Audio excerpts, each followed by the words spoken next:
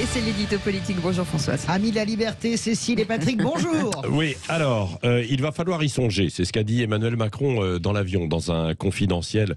Donc, en attendant cette candidature, Françoise, on voit qu'il y a une certitude, c'est que la campagne n'a jamais été aussi finalement incertaine. Et notamment quand on regarde en haut du tableau, si je puis dire. Écoutez, il y a 4 personnages pour 2 places en second tour. Ouais. Voilà, il y a Emmanuel Macron, Valérie Pécresse, Marine Le Pen, Éric Zemmour. Ça s'appelle un mouchoir de poche, mais jamais nous n'avons été dans un tel mouchoir de poche avec Emmanuel Macron qui semble dominer sur son Aventin, 24%. Il plane, il trône sur l'Olympe. Voilà. Il y a déjà eu des duels, hein. C'est ça qui est assez flagrant.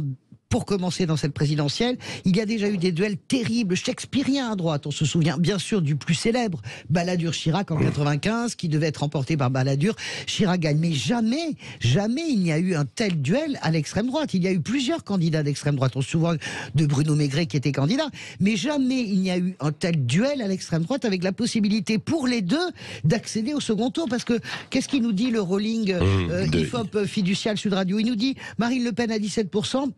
Valérie Pécresse à 15,5% et Éric Zemmour à 15%. Madre de Dios. Alors on parle des gauches irréconciliables, mais regardons ce qui se passe à droite. On a vu Marine Le Pen qui avait un second tour quasiment assuré depuis 5 ans. Tous les sondages l'a donné au second tour.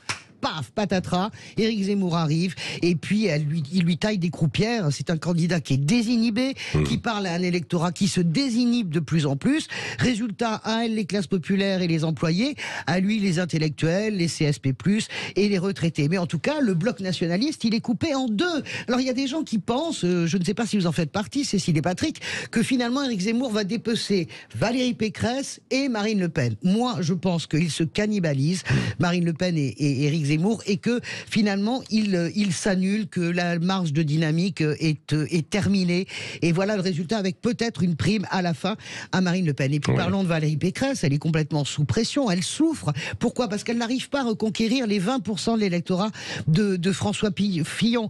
Elle stagne, Éric Zemmour lui taille des croupières, mais elle aussi, et ça ce qui est intéressant dans le ruling, elle aussi est capable de reprendre des électeurs du centre droit à Emmanuel Macron. Bref, elle est sous pression, mais elle peut elle aussi espérer au second tour. Oui, on va voir dans un instant, parce que c'est l'une de nos questions du jour, autour de Pécresse et Zemmour. On va voir le résultat dans un instant, mais c'est vrai, vous dites ça, et puis on attend donc Emmanuel Macron. Ah bah oui, et puis vous savez qu'à part Jacques Chirac et François Mitterrand, tous les présidents sortants ont perdu des points lorsqu'ils ont déclaré leur candidature, absolument tous. Donc on peut imaginer qu'Emmanuel Macron est à 24% et qu'il va systématiquement baisser. Les gens qui disent le contraire sont des gens qui ne connaissent pas leur histoire, que ce soit De Gaulle, VG ou Sarkozy, ils ont tous perdu des points. Chirac et Mitterrand n'en ont pas perdu. Pourquoi?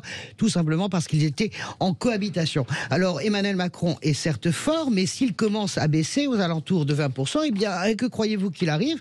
On rentre dans une période dangereuse également pour le président.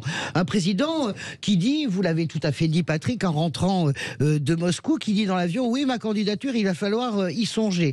C'est un peu bizarre, je ne sais pas ce que vous en pensez. Je trouve que la formulation est bizarre, ça fait pas vraiment winner, je vais y penser. Je pense qu'ils veulent surtout faire de cette candidature. Non, je pense qu'ils veulent faire de cette candidature quelque chose de naturel. Vous voyez, c'est comme François Mitterrand en 88. Êtes-vous candidat? Oui. Quant à la gauche, un mot quand même. Hein.